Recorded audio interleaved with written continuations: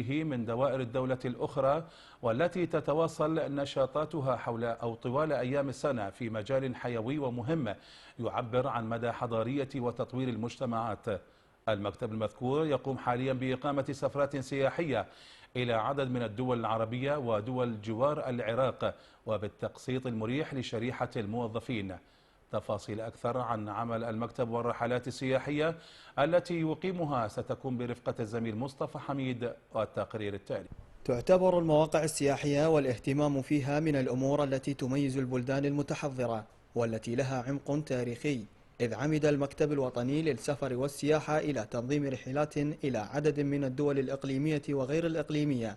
وأما على المستوى الداخلي فإن هذا المكتب قد وضع خطوات في سبيل تطوير ومراقبة المواقع السياحية في ديالى. قسم سياحة ديالى يضم 3 شعب: شعبة للتصنيف السياحي، وشعبة للتفتيش، وشعبة للمكتب الوطني. بهذا الخصوص يعني شعبة التفتيش مهامها وواجباتها تفتيش المرافق السياحية في محافظة ديالى، وقسم التصنيف أيضا واجباته أنه كل المرافق السياحية الموجودة في المحافظة اللي تتوفر بها شروط ومستلزمات تصنيف المرافق السياحية تمنحها الدرجة السياحية وفق أسس تصنيف المرافق السياحية المعمول بها في العراق. شعبة المكتب الوطني من مهامها متابعة شركات السياحة والسفر في المحافظة وتنظيم السفرات السياحية إلى مختلف بلدان العالم.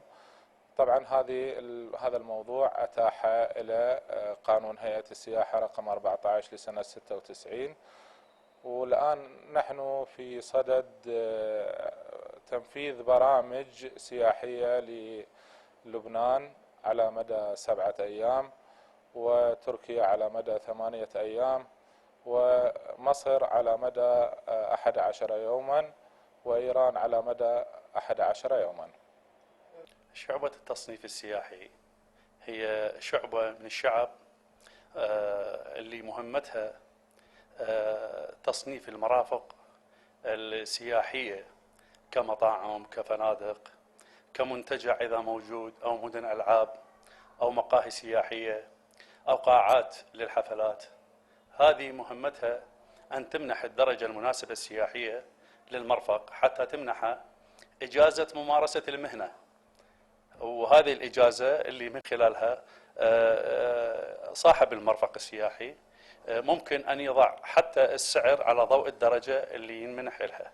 وإحنا طبعا هناك خطط مستقبلية إن شاء الله ساعين بها مع إدارة المحافظة لتطوير هذه المرافق ومنحها إجازات ممارسة المهنة وتطويرها، إضافة إلى فتح آفاق واسعة من أجل تنمية مستدامة للمحافظة.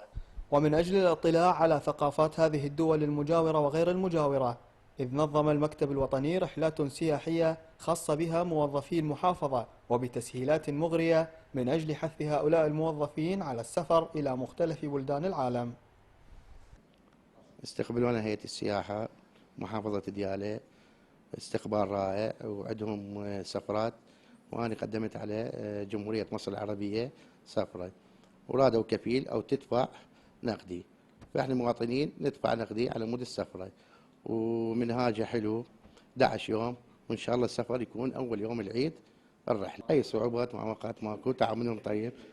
تنظيم الرحلات عبر وسائل النقل الجوي للراغبين للسفر خارج الوطن، ويبقى الخيار الأول للمستفيدين من أبناء المحافظة وفقا للضوابط المعمول بها لمختلف تطلعاتهم الحضارية والثقافية.